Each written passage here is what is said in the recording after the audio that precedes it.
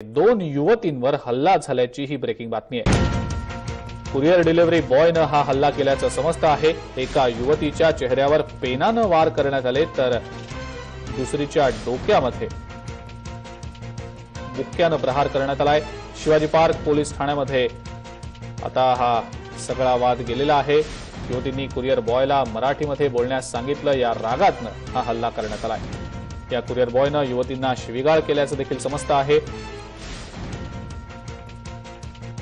Breaking बातमी आताची आपण पाहतो आहोत। दोन युवतींवर एका कुरिअर बॉयनं हल्ला केल्याची ही ब्रेकिंग बातमी आहे आणि या संदर्भात आपण अधिक माहिती जाणून घेणार आहोत। आपल्यासोबत आपले senior political correspondent Dinesh Dukhande आहेत सध्या फोनलाईनवरनं। दिनेश, काय नेमका प्रकार घडला होता, सविस्तर काय सांगताय? अजिंक्य, अत्यंत गंभीर घटना आहे आणि महिलांच्या सुरक्षेचा प्रश्न या घटनेमुळे पुन्हा एकदा ऐरणीवर आल्याचं जाणवून येत आहे। आज सकाळी 11 वाजण्याची ही घटना आहे। दादर येथील दोन युवतींवर एका कुरिअर बॉयनं रागाच्या भरात हल्ला केला आहे। या युवती गुरुकृपा सोसायटी, जी शिवाजी पार्क पोलीस ठाणे आणि शिवसेना भवन या दोन स्थळांपासून हाकेच्या अंतरावर ही गुरुकृपा सोसायटी आहे। सकाळी हा युवक या दोन युवतींच्या घरी आला होता। या युवतींचं नाव आहे, एक आहे सुजिता पेडणेकर आणि दुसऱ्या आहेत विनीता पेडणेकर। कुरिअर देत असताना किंवा जे टपाल आहे ते देत असताना हिंदीमध्ये त्याने संवाद साधला आणि यापैकी एका युवतीनं त्याला मराठीत बोलण्यासंदर्भात आग्रह केला किंवा विचारलं की तुम्ही मराठीत का बोलत नाही आहात।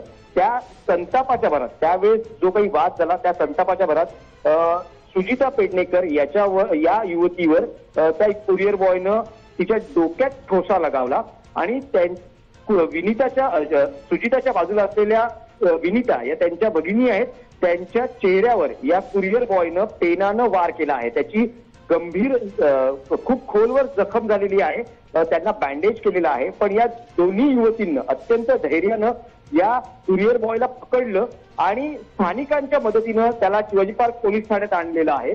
शिवाजी पार्क पोलिसांनी या युवकाला ताब्यात घेतलेला, जो कुरिअर बॉय आहे त्याला ताब्यात घेतलेला आहे आणि आता सध्या या प्रकरणाचा जाब नोंदवला जातो आहे। पण अत्यंत गंभीर घटना आहे।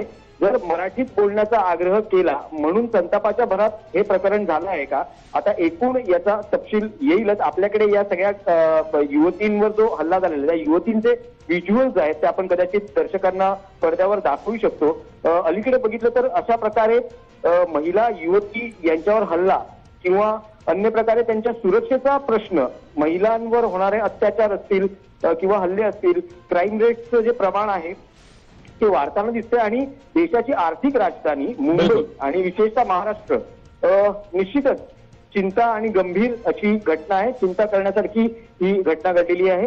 पोलीस आता या प्रकरणात अधिक तपास करत आहेत। बिलकुल दिनेश, धन्यवाद, आपण ही जी सविस्तर माहिती दिली त्याबद्दल।